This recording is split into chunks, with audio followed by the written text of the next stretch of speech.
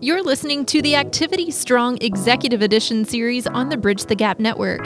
The live webinar series aims to promote, engage, and empower wellness directors and senior living executives to continue the conversations surrounding health and wellness in aging adults. Powered by LinkedSenior. Welcome, everyone. Welcome to today's Activity Strong Executive Edition. Before I get started, I'd like to share with you two things. One is, I don't know about you, but it's been a long year, really long year.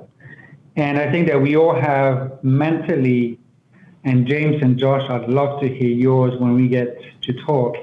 I think we all have mentally this placeholder in our head when everything started, right? COVID started. And for me, I just want to share with you that for me, it kind of started a little bit more than a year ago on February 26th, because it was my last visit in a senior community. It was actually Cherrydale Health and Rehab, just in Virginia, because I live in DC, which is part of Medical Facilities of America.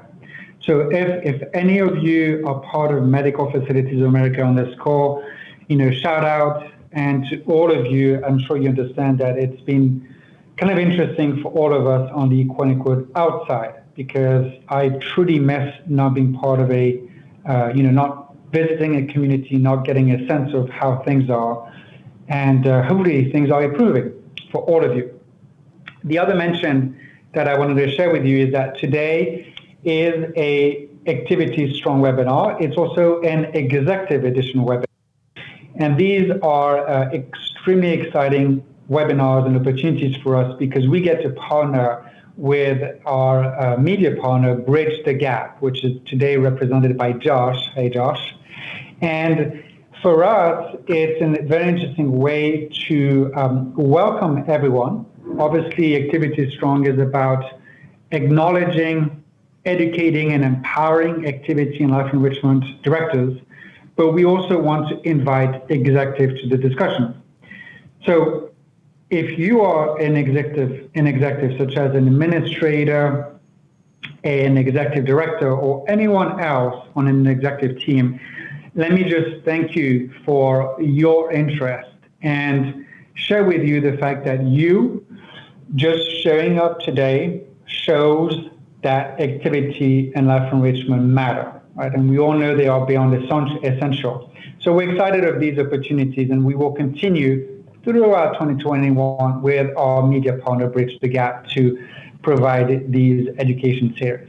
So today's is extremely exciting, where we welcome James Lee, who's the founder and owner of Beerwise Consulting, and we're going to be talking about resident engagement is the secret source of senior living. So let me briefly introduce James to our audience. He is the founder and owner of Beerwise Consulting, a boutique consulting firm specializing in strategy and innovation consulting with its clients in the senior living space, right? It's really focused on the senior living space. 12 years of experience, and I'll let you read the rest of the bio here, but let me just share with you something that James shared with me, which is the fact that one of his very first job when he started in senior living was as an activity professional. Is that right, James? That's right. So with us, we also have Josh. Josh is welcome back to today's show. He helped me conduct our State of the Resident Engagement back in January. I'm sure you'll remember him, and obviously myself. I believe all people are cool. And I also believe that senior living is activity strong. Before we get started, some of you might know that LinkedSenior is behind two extremely exciting initiatives in our space.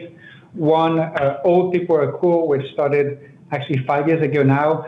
And then in the wake of COVID, we started the Activity Strong platform to, again, acknowledge, educate, and empower you, the activity and life enrichment directors in the space. Quick word about LinkedSenior. We are a resident engagement platform for senior living, and our work has been published in a peer-reviewed journal.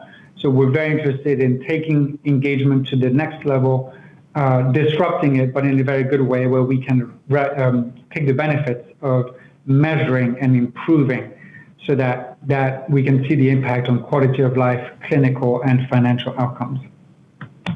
The last slide here is a quick invitation to all of you, the audience. If you have any suggestions of speakers and or ideas, we always take these into account. And I want to say that most of these speakers come from suggestions from the audience of some of our partners. So please reach out. And as Megan mentioned, if you have any stories to share about the Shine Your Light, a celebration that we did in partnership with TimeSlips, please be in touch. So that's with my introduction. James, I'll leave it up to you and just let me know when you want me to change slides. Thanks. Great. Thanks, Charles. And thanks for inviting me to be a part of this conversation here. I won't go too far into my professional history. If you're interested in that, I'm happy to answer questions at the end. But I'm really excited about diving straight into the topic here. The quick preface I'll say is that Charles is right. One of my earlier jobs in senior living was as an activities director.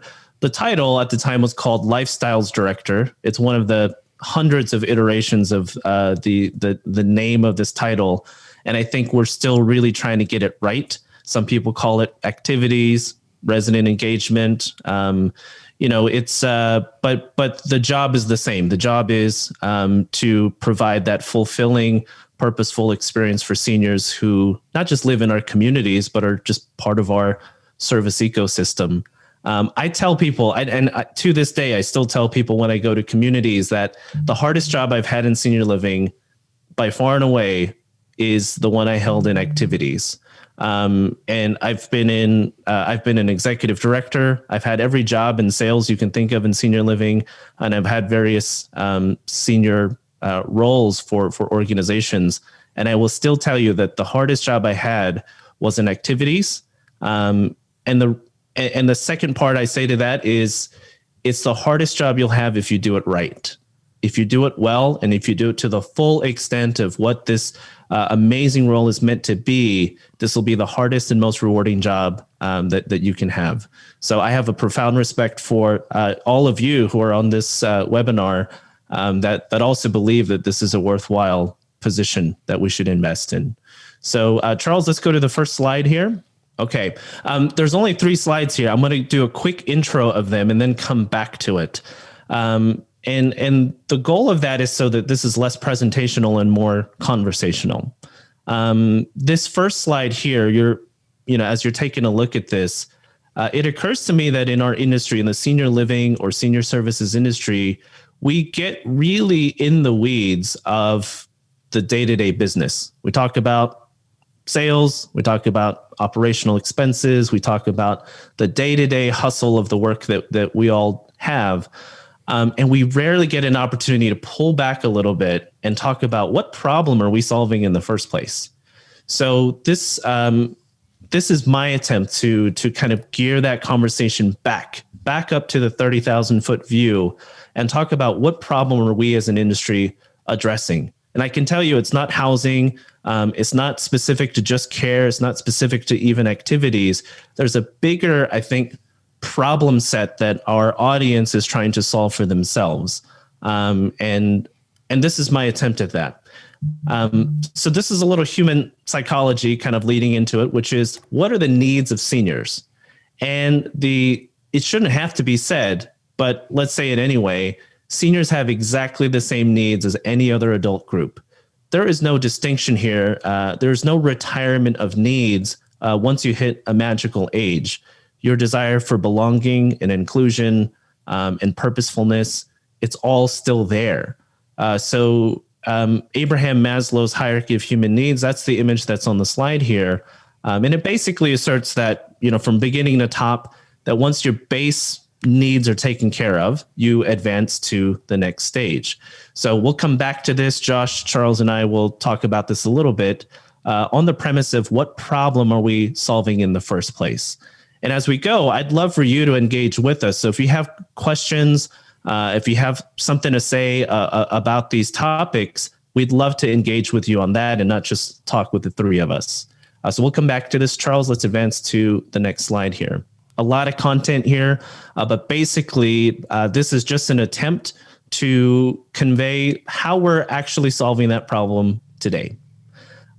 So resident engagement, the way that all of us on this call, on this webinar might describe it as, it's not just the social things that we do. If you look back on Maslow's hierarchy of needs, a full, complete human being, the holistic needs of any adult are beyond just food and water and shelter and care.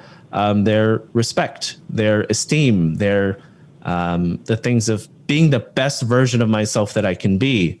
And that quest doesn't retire at a certain age. You always feel like that. And I think all of us on this webinar would probably agree that when you interact with residents, they are still searching and pursuing the best version of themselves. If you look at the pie chart here, this is not a scientific pie chart, but it's really meant to visually represent to you how our industry currently allocates funds to taking care of that full holistic person. So in other words, get this, a recent study by Statista says that the average American adult spends $3,050 per year just on entertainment. On entertainment alone, we spend about $3,000 a year. Some of us may spend a little bit more. I'm looking at you, Josh. And some of us may spend a little bit less. But in general, the average American spends $3,000 a year just for entertainment. Think about that in context of senior services. Many of you on this call, I believe, are professionals in the resident engagement space. So you can tell me if I'm right or wrong here. But hypothetically, let's say that you have a monthly budget of $1,500 per year for a community of about 100 residents. If you do the math, this works out to $180 per resident per year. The normal adult spends $3,000 just on entertainment, and we allocate $180 for the entire year for the full range of human needs, not just the entertainment and social. So I think that if we're addressing the real problem, we got to take a look at how are we trying to solve for that right now. So this is kind of the big slide, which we can kind of come back to and speak to. But let's go ahead and move on to the third and final slide, Charles, and then we can go back to the beginning. Here are the consequences of us not getting this correct. So these are all data points that are collected from reputable sources. 43% of seniors report that they regularly feel lonely. This is not seniors in communities. This is not seniors living at home. This is the aggregate. 43% of older adults feel lonely on a regular basis. You keep moving that along to some of the other correlated data points here. And that if you report that you feel lonely on a regular basis, you have a 45% increased risk of mortality. So the sources for this data, it's on the slide here. So if you're interested in more of the science that went into this, I think these are some fascinating reads. But take a look at nearly half of seniors say that they feel lonely on a regular basis. And if you feel that, you have basically a 50% higher chance of dying earlier than somebody who doesn't feel lonely. To most of us on this call, that feels intuitive, but here's the data behind that. And if you're looking for a way to talk to your leadership team about the business impact of all of this, I think the next part is not just looking at the data behind loneliness and engagement, but what is the financial cost of not addressing those needs? So, here's one point, which is $6.7 billion spent annually attributed to social isolation for older adults. So that's the cost, right? That's not how much we are all, literally spending. That's the economic value of how much time, how much resources we put into solving this problem just as a society. So take those 3 points together. The first slide being Maslow's hierarchy of needs, what a complete adult wants out of their lives. You take a look at point number 2, which is how we're currently solving for that as an industry. And you look at slide number 3, which are the consequences of not getting that correct. So that's the premise of our conversation today. I'm sure that a lot of you are feeling that kind of frustration to kind of leap up off of your seat and talk about this with us. And that's the point. Let's have an honest conversation about what do seniors really want out of engagement? How are we addressing it? And what are the consequences of not getting that right? So Charles, let's head back to the first slide with that pyramid, and let's see if we can have a robust conversation around this. Sure. Thanks a lot, James. I'm happy to get started with one question, which is kind of the title of our presentation today, James. Resident engagement being the secret sauce of senior living. We know for a fact that some providers, they do a fantastic job, but why do you believe that even in 2021 it's still a secret? Mm-hmm. What's your best guess at that question? Yeah. I made a LinkedIn post today or yesterday kind of along this topic. And if I were to ask you, Charles, about supply and demand in senior living, and I ask you to describe supply, what is the supply in senior living that most people are going to point to? I guess the communities themselves. Yep. Right? Like the units. Yeah. Units. Right. When most people talk about supply, they're talking about units. Jump over to the demand side of that. What do seniors actually want? I can tell you they are not demanding units. They are not demanding apartments. They're not asking for any of that. What they're asking for, what they're demanding is care. And care, I mean that in an umbrella term that incorporates resident engagement. And really, from my point of view, resident engagement is the better word than care, because resident engagement is inclusive of care, but we don't always think that care is inclusive of resident engagement. You know what I mean? So when I say resident engagement, I don't mean like just the fun activities that we do in the communities. That's certainly a part of it, but that's maybe entertainment value. When I talk about resident engagement, I mean the entire pyramid here. I mean the drive for purpose, the drive for influence in the world around you. So if you think about that, the demand in senior living is actually care and engagement. The supply, the corresponding supply, is not the apartment, it is care. And again, I'm using care as an umbrella term for caregivers, activity directors, maintenance directors. So I mean resident engagement in all of the services that we provide, not the physical places where we provide them. So James, I have a question. Yeah. And it's just screaming off of this page at me, this slide.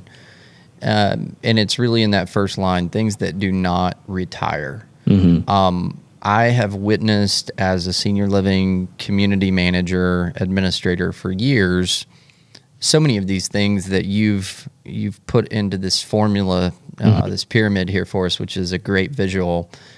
And it seems like so many things pivot at this term retire. Mm-hmm. And it seems like that's something that in our culture here in America that we really long for, this idea of retirement. Right. And it seems like so many, that's a wonderful thing. I think we all kind of, I'm saying this, we aspire to retire and retire well.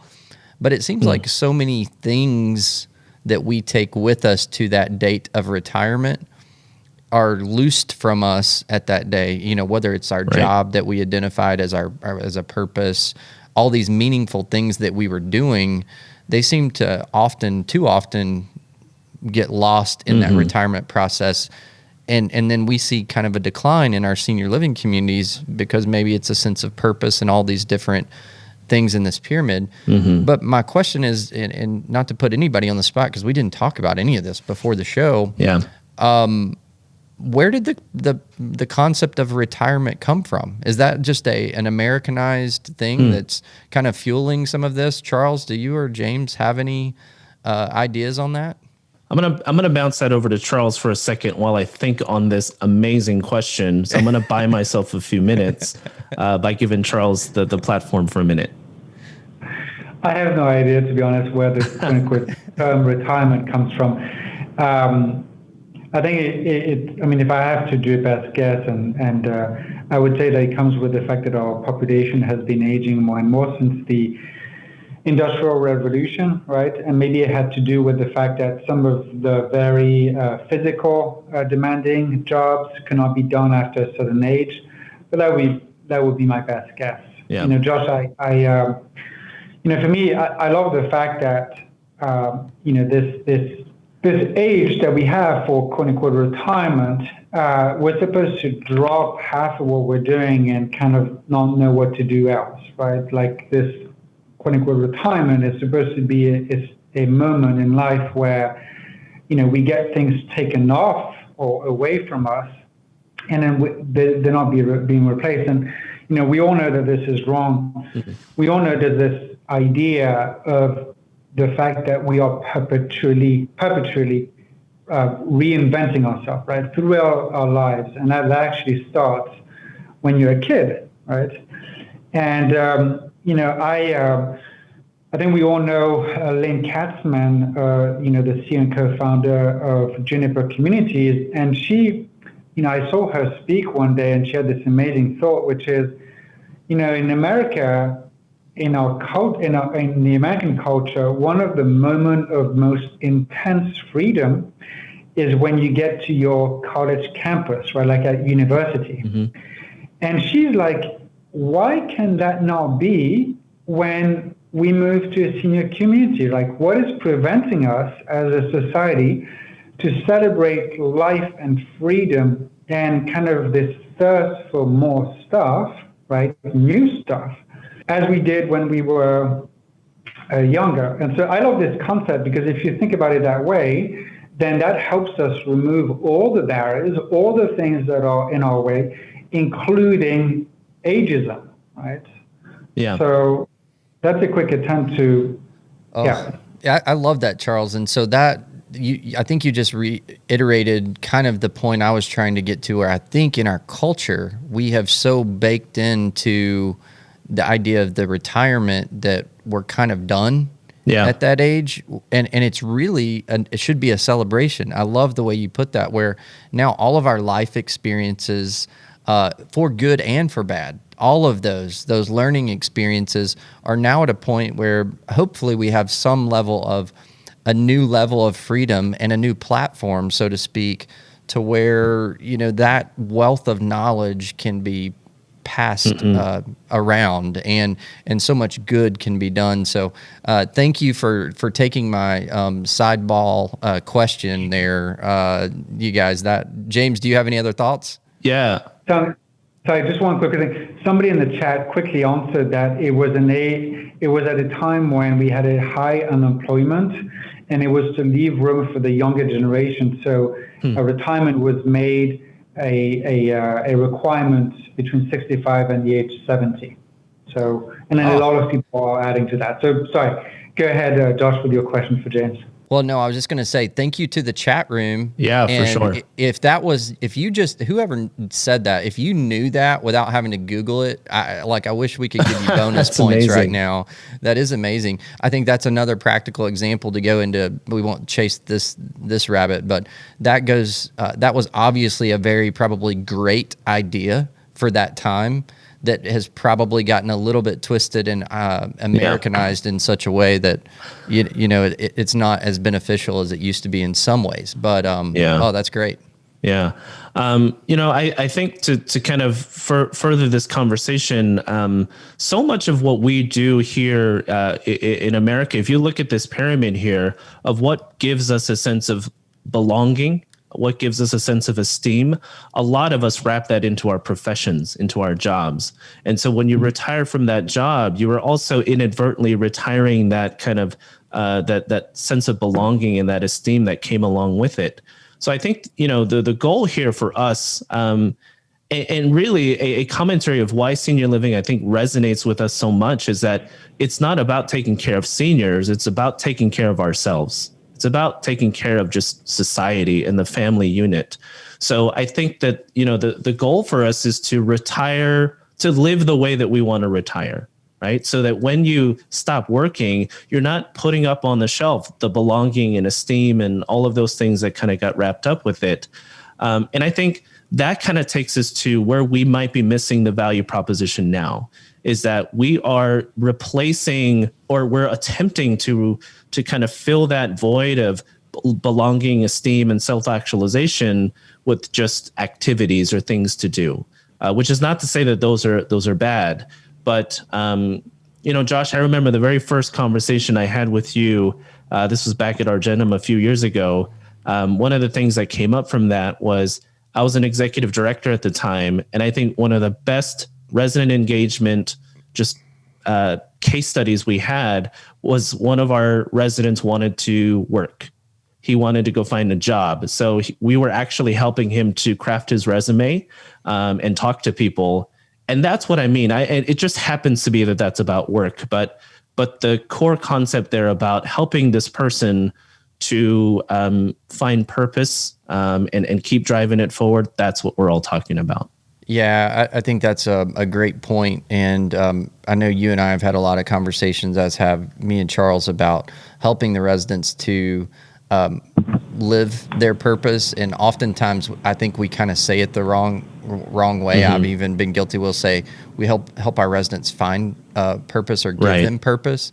Well, they've already got the purpose. That's right. A lot of times it's just us enabling each other and reminding them that they do have purpose, and then assisting them to fulfill their purpose. That's right. And to your earlier points, again, back to the whole retirement thing, if you look at, as Charles said, all these different life events, how many times have we heard somebody say, oh my gosh, the empty nesters syndrome, or they're having a midlife crisis, because there's these moments when your identity is so wrapped up in something else. I kind of refer to it as the identity box. Yeah. It's something that we've assigned our value to something that can be taken away. Yeah. And of course, our purpose can't ever be taken away from us. That's right. So it's really cool. I had a conversation with somebody last week that really helped me elevate my perspective of the word purpose. We use that word purpose a lot in our profession or our industry. And so I was having a conversation. I'm sure she wouldn't mind my sharing. She doesn't identify as senior. She doesn't like the label. I understand that too. But I think, she referred to herself as an older adult in her early 70s. And we got to talking about purpose. And this insight came through that conversation, which is, what gives you a sense of purpose? Meaning, how do you know that something is purposeful? And where we arrived at is that it's not just something to do or something that you like to do. Purpose is tied to influence. You have the ability to influence the things that you love. So, with work, if I don't feel that I influence my work environment, I don't feel purpose in that job. If I don't feel that I have influence over my faith community, if I'm just a person who sits there and listens to somebody and I can't influence my community, I don't feel purpose. So try to find anything that you have purpose in, that where you don't exert some kind of influence.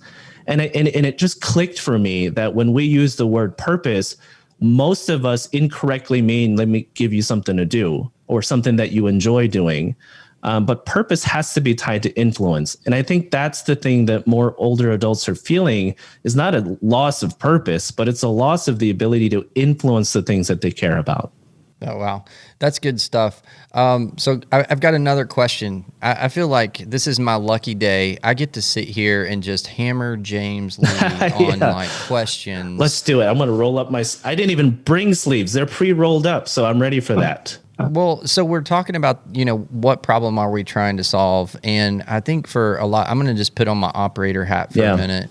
We're constantly trying to measure things, right? Because if we can measure something, we feel like then we can quantify it, and then we can somehow improve on it. Right. So when you start, throwing out things like self-actualization, esteem, love and belonging, safety, all these things in this pyramid that, tells us if we are actually meeting these needs of the resident, then we're achieving something, right? We're solving some problems.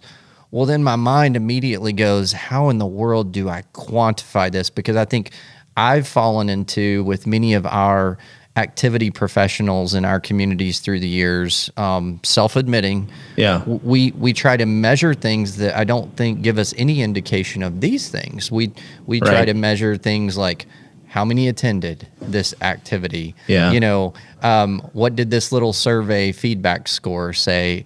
Do you have any insight on how these things that seem to me very like hard to quantify, how do we get a measure to know that if we're trying to do these, that we're doing better? Totally. Absolutely. I think, if you, I don't know if I have an insight. I have a theory, and maybe we'll arrive at an insight together. If you think about anything truly quantitative, here, I'll do this. Give me something that you feel is a hard and cold quantitative fact that we measure in senior living. Just give me an example. Average length of stay. Average length of stay. Okay. So you can record somebody who is in your community, and you record when somebody leaves the community. Okay.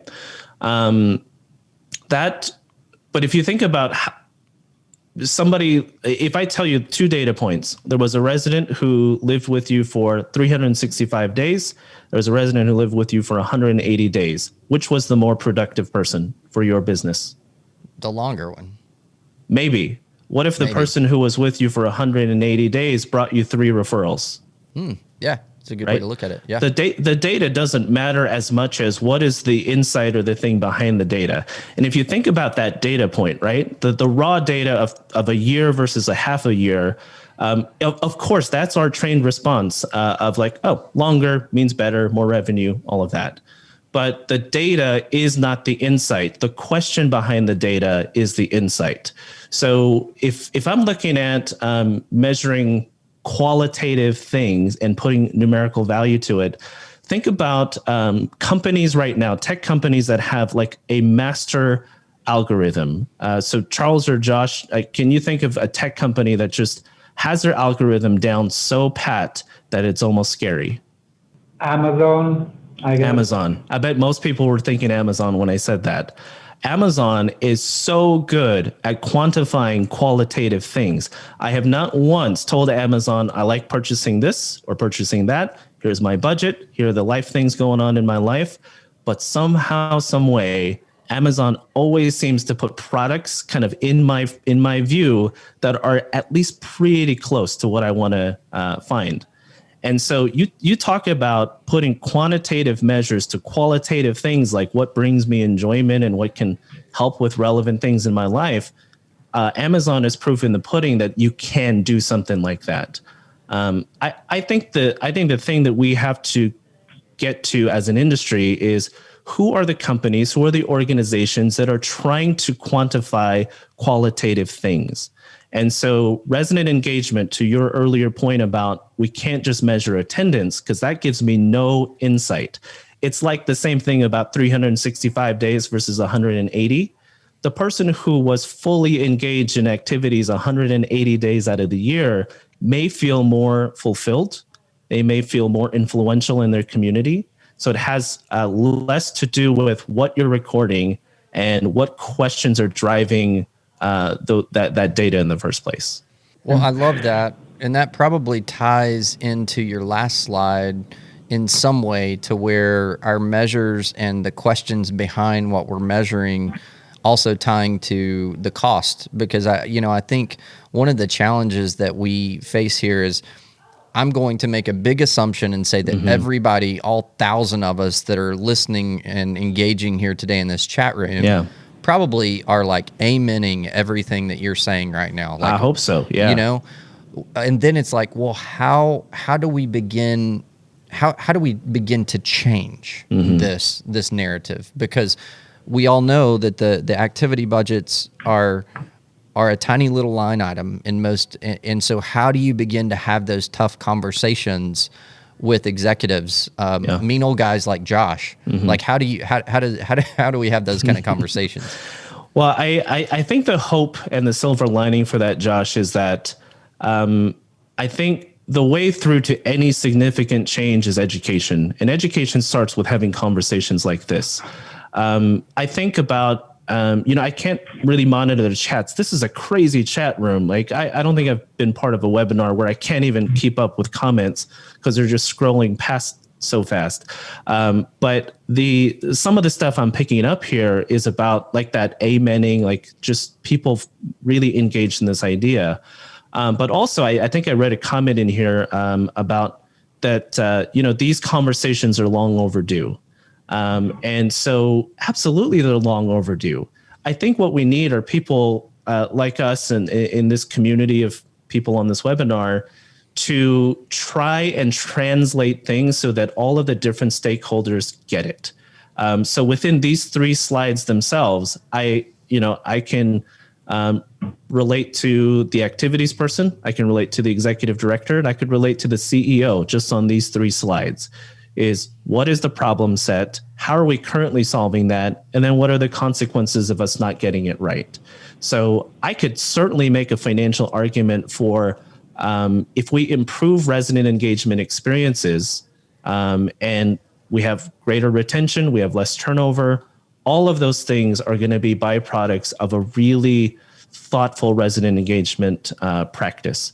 So, there's not an easy answer for this, Josh, but I think that it's we need a lot of translators. We need people in the middle who kind of see all of the perspectives and can translate it to the right audience, but anchor it to something that we all believe, which is we want to make life better for seniors. So Charles and James, if I'm understanding, and I think I am, this idea, this approach to resident engagement being holistic, for lack of a better term, it encompasses everything. It's not just the entertainment, like you said, or it's right. not just this. If it's covering the physical, the emotional, the spiritual, that engagement, the purpose, all of that, do you think that the way that the average, I would say the majority of organizational structures from the community up, with having a department, a clearly defined department that is put right here with a small budget that's called life enrichment or activities, or assign whatever term we want to, do you think that is fundamentally setting us up for failure because we're trying to compartmentalize it so much? Either this is for any of you, and the chat room as well. Can I go, James? Yeah, for sure, Charles. My fingers are like, I want to answer that. Yeah, I know, Josh. On your podcast, Bridge the Gap, you interviewed somebody by the name of Holly Kemp, and Holly is fantastic in this field. She's with a company called Safely, but I think that she gets it pretty right, which is, unfortunately, almost zero senior living organization has somebody at the C-level that manages and spends most of his or her time on resident engagement. So I think that's one issue. The other issue is, and this is for me a lesson learned on one of our past webinars where we had people living with dementia. And I think, James, you alluded to that.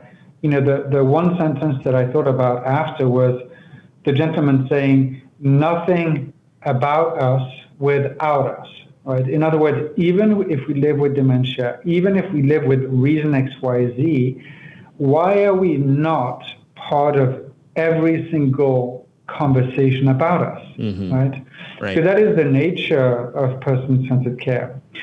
And then the last thought, and then I'll be quick on that one, is we have an amazing speaker coming on April 6th. Josh, again, thanks to you and our partnership. It's Jill. She's the CEO of Christian Living Communities.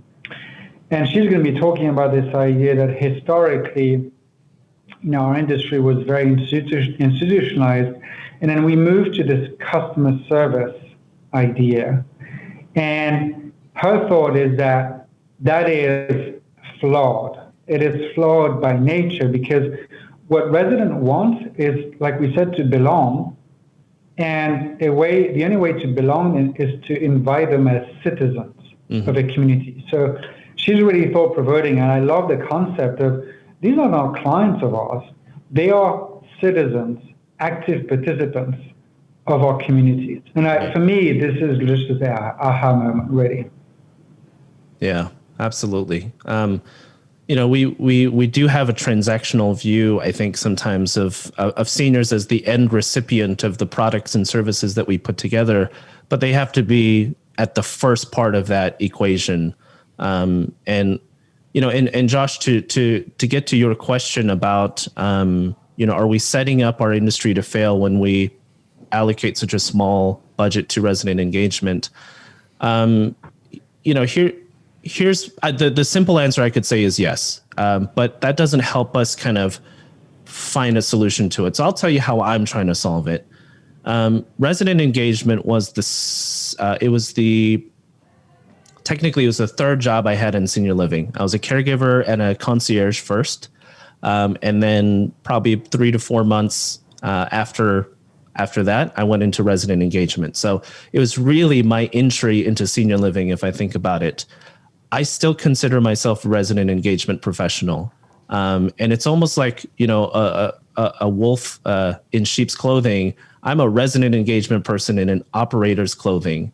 And so the way that I've chosen to solve this problem is let me infiltrate the senior living organization and let me rise the ranks or find my point of influence. And that's the thing here. I think that sometimes, and here's a little bit of just hard truth for us who feel very passionate about things in our industry, but then try to solve it exactly the same way over and over again. Sometimes it's going to take us working the system and figuring out how do I get the thing done, but within the channels that are available to me. And so I didn't really have an aspiration for, let me go do sales or let me go do operations.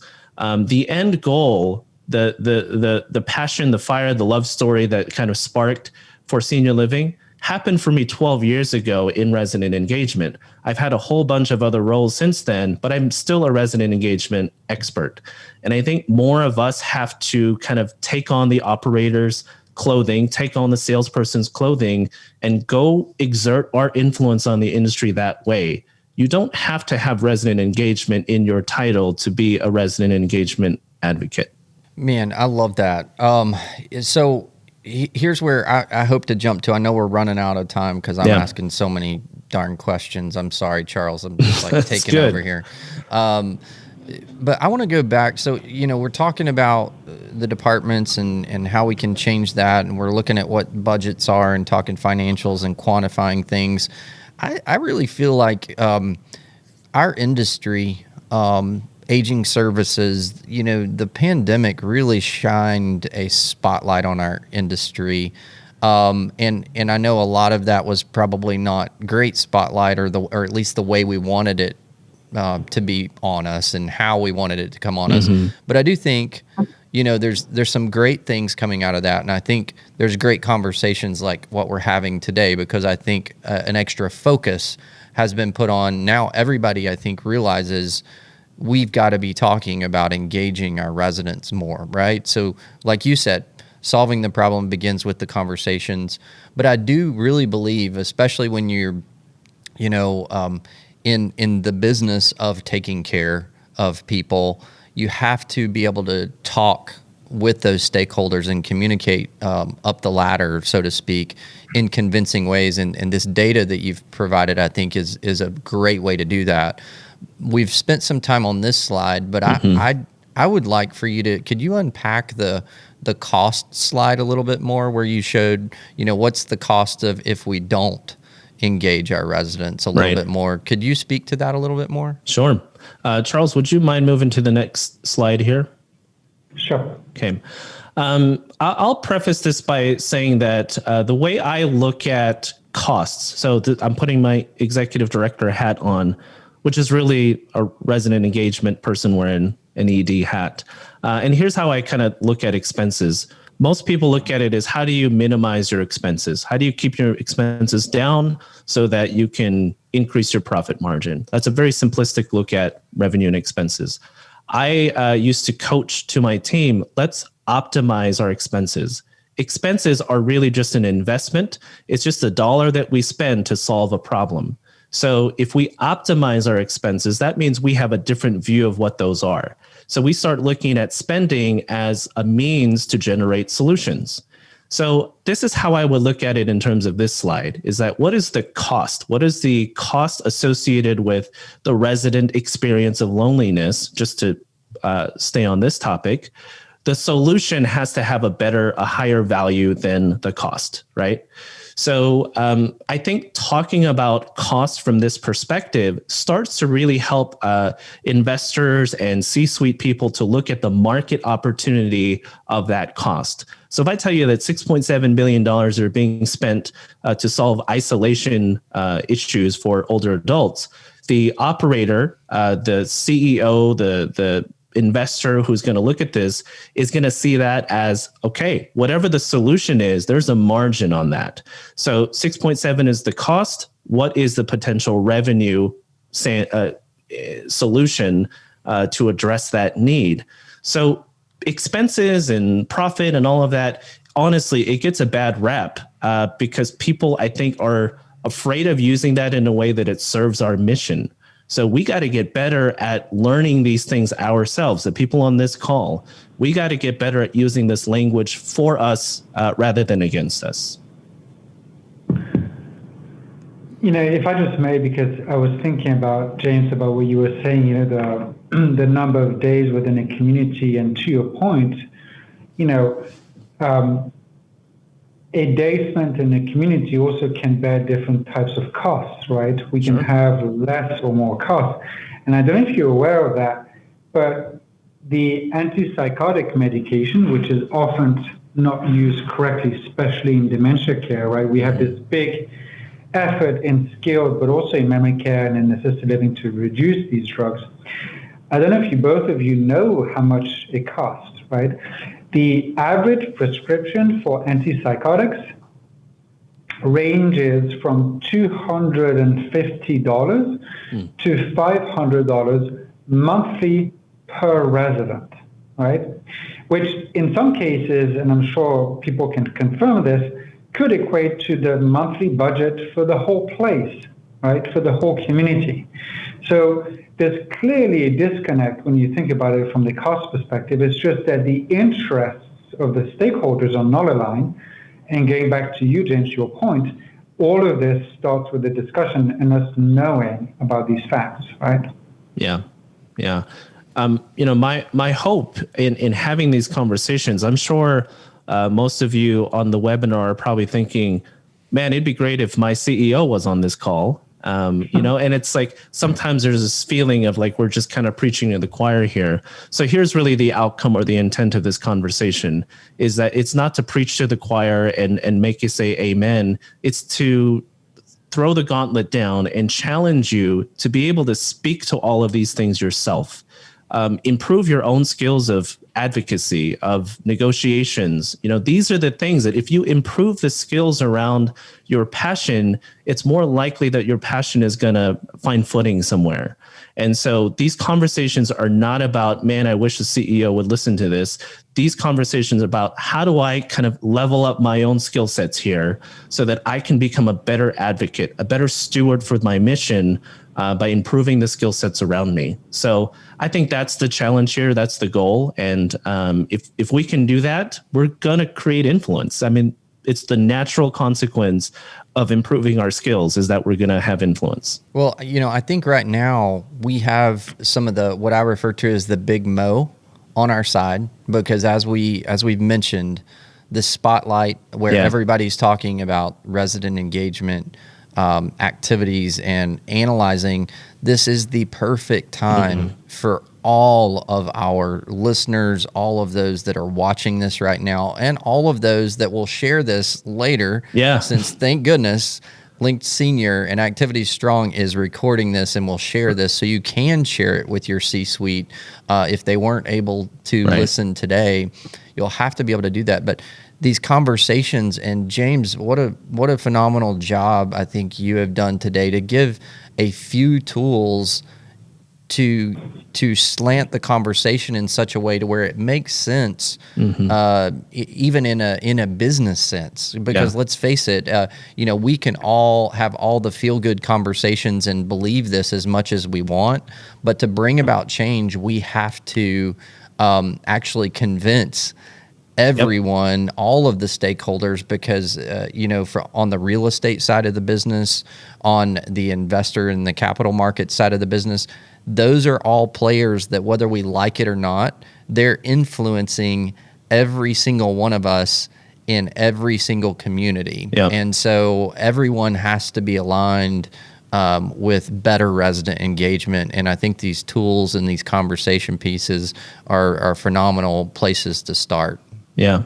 Well, I think it's that's the mission here for us, right? And if we rarely convince other people from our own soapbox, we have to join them on their platform. So I think those investors in the capital markets of how they influence senior living, we can sit here and stew about it and get upset about, where money comes in and money goes out, or we can increase our skills and our financial literacy around that and then go convince them otherwise. If you don't know what internal rate of return is, Google it, look it up, and then figure out, how do I make my point, but in the language of the people who are going to make the changes in our industry. So, put on your wolf's clothing, whatever that is, and let's go do this thing. It's funny, James, because I was speaking to a life enrichment director last week, and believe it or not, she's part of a chain, and she was getting a training session on net operating income, NOI. And I thought it was obviously, probably the reason behind it also is that the company is trying to educate their staff to be budget conscious, especially these days with lower occupancy. But I also thought, wow, that is cool. I've never heard of an activity director kind of getting tools to understand the business side of things. So that is spot on to what you were saying, and kudos to you for thinking that way. We're kind of coming up to the hour mark. James and or Josh, both of you, I'd love to hear your thoughts on going forward. James, your comment about being educated is one, but what else can we be thinking about to mature the conversation, mature our line of work? Yeah.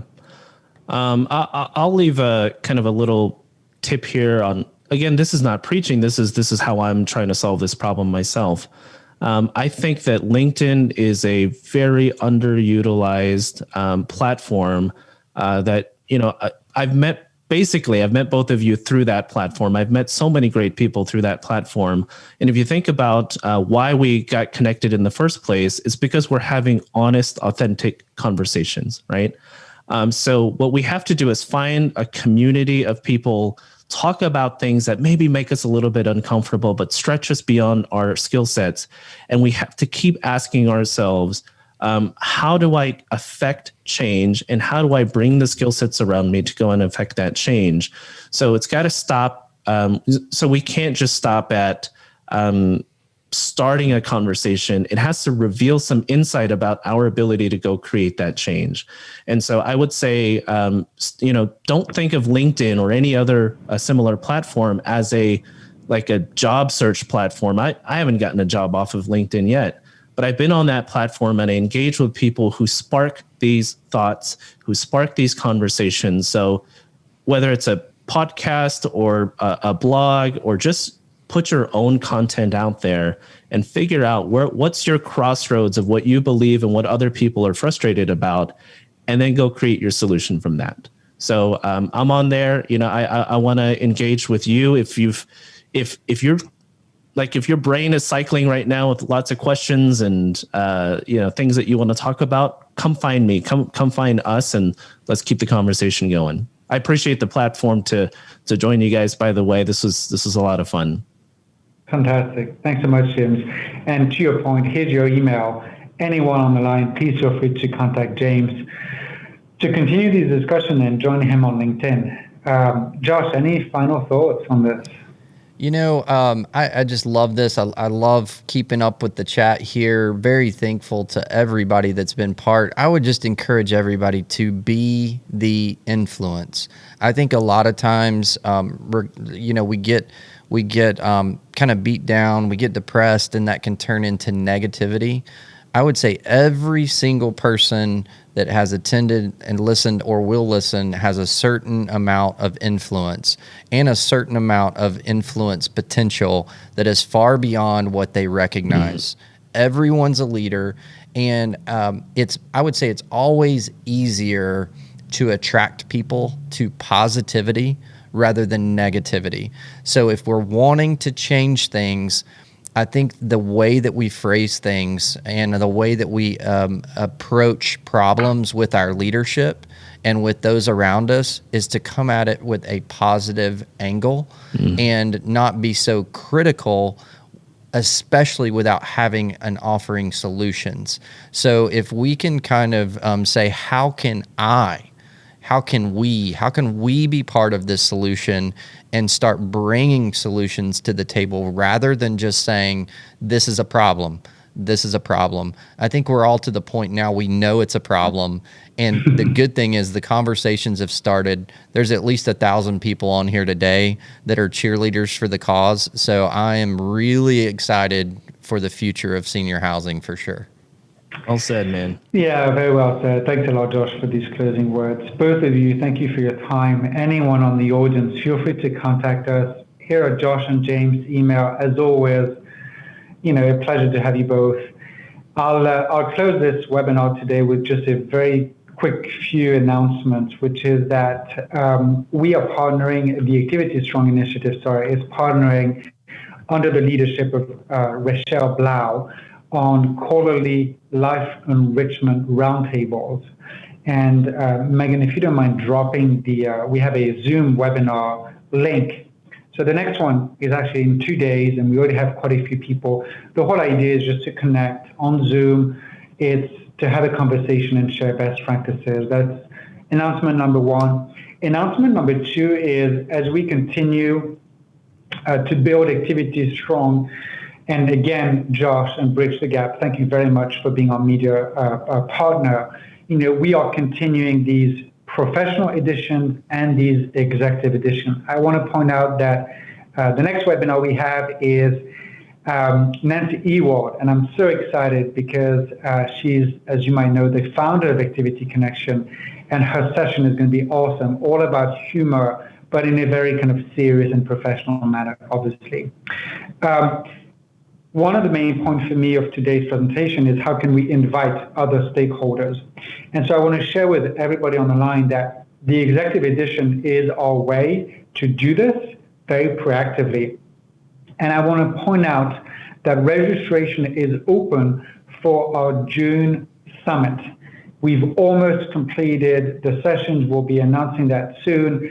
But one of the things that we are extremely excited about is that a third of the presentations are going to be led with people living with dementia and residents.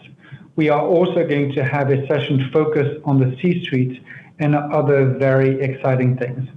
And so to support a lot of these new undertakings, we've completely redesigned our upcoming webinar page on our website, and including our activitystrong.com website. So with that, thanks everyone. James and Josh, I'll see you, if nowhere else, on LinkedIn. And everyone on the line, thank you so much for joining. Thank you for the fantastic work that you do, and take care, you all. Thanks for listening to the Activity Strong Executive Edition series powered by LinkedSenior. Find more resources and webinar information at btgvoice.com.